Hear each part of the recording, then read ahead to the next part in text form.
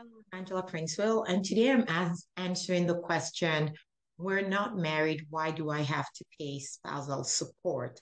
And that's a good question because I know a lot of times people that live together in a common law relationship, do that because they're trying to avoid some of the consequences that flow from a marriage type relationship.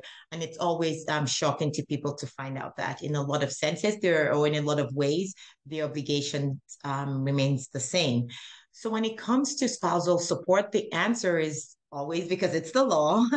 And course, there's always the part with everybody's case differs. So in this particular instance, I'm going to imagine that this is a relationship of some permanence. So while you may be common law under the Income Tax Act because you lived with someone for a year, for family law purposes, that's not the case. So again, has this person, we need more information, I guess. So if the person has lived with you for at least 3 years in a relationship, or if it's a shorter term relationship and you're the parent of a child, then they kind of meet that definition of a spouse under the Family Law Act. And under that act, every spouse has an obligation to support the other person.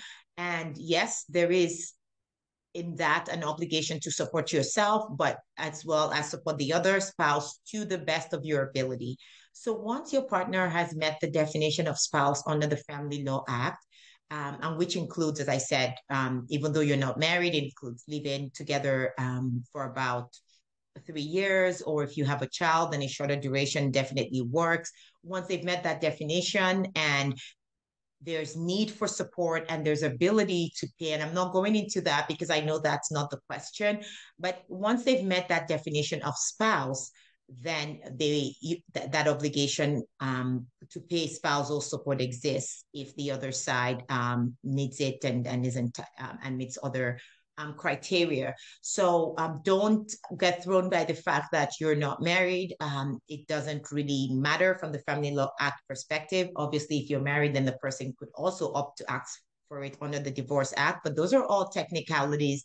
The point is, if you're in a common law relationship, there is a legal obligation to pay spousal support as well. So I hope that answers the question. And if you need more details, please provide us with more context to the question and we'll be able to answer it next time. Until then, bye for now.